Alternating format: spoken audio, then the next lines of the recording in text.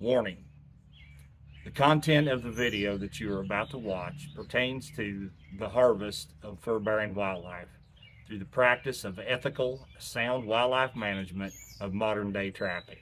If this bothers you, if it triggers you in any way, shape, or form, please leave this channel now. Hey trappers, Dale Billingsley here, Billingsley Brand Lures. Guys, what I've got for you today out here in the season of suck is a nice walkthrough type Bobcat rub set.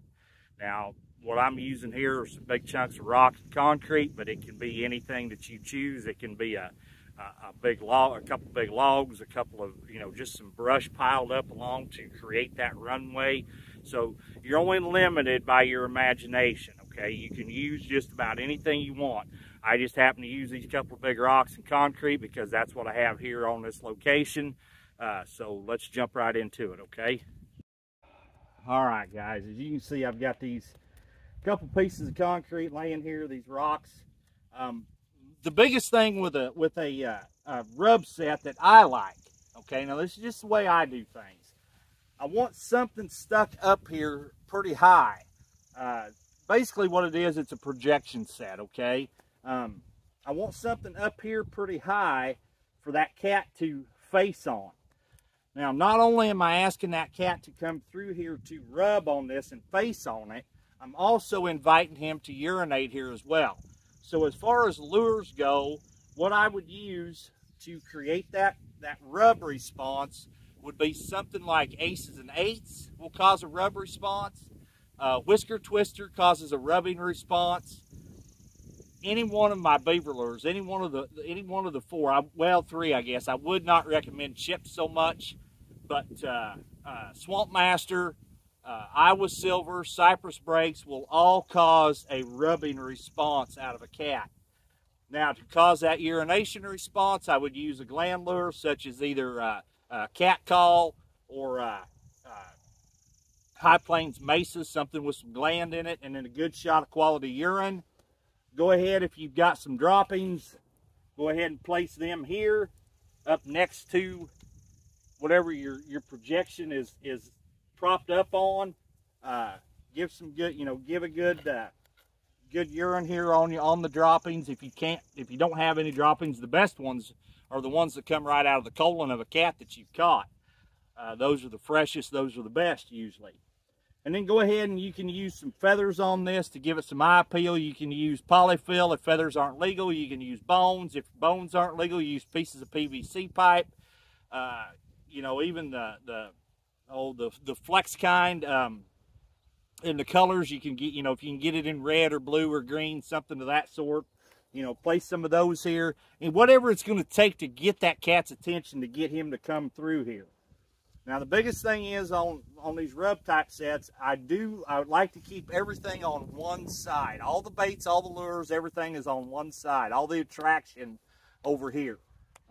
This is just for blocking, for guiding, to get that cat to come through. Trap bed would be dug right here. And I personally like these type of sets on a drag so that the cat or the coon or the gray fox or the coyote, whatever it might be that I catch here, gets up and goes away. And as I've stated in an earlier video not too long ago, wherever that cat goes and hangs up, that's where my next set is going to go, because that's where the next cat is going to be caught. I can almost guarantee you that's where he's going to be.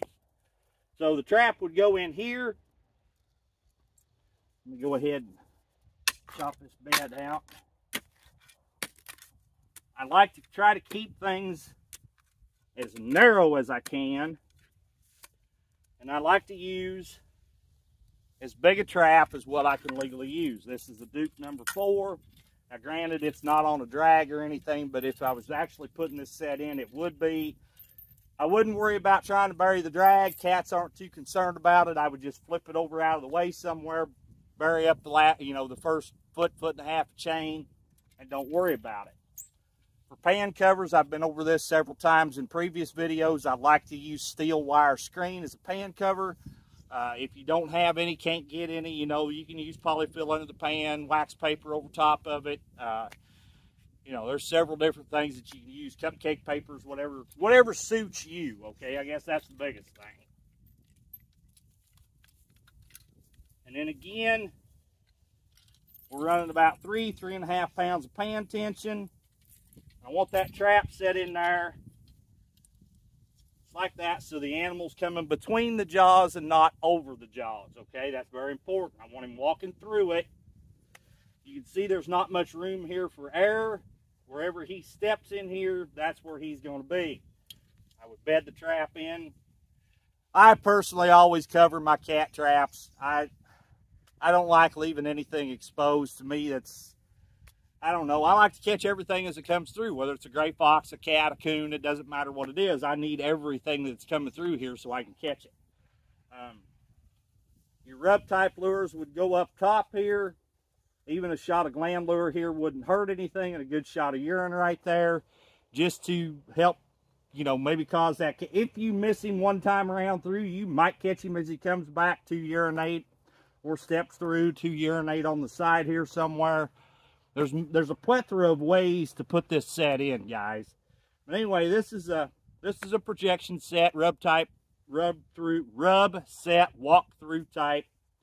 Very effective, very deadly set, guys. All right, guys, I know that's kind of a quick little video. There wasn't a whole lot to it, but I do believe there's some pretty good information in there should you choose to use it. I appreciate y'all tuning in to watch, and if you would please just hit that thumbs up for me. That's all I'm asking. Once again, this is Dale Billingsley with another one. Signing out.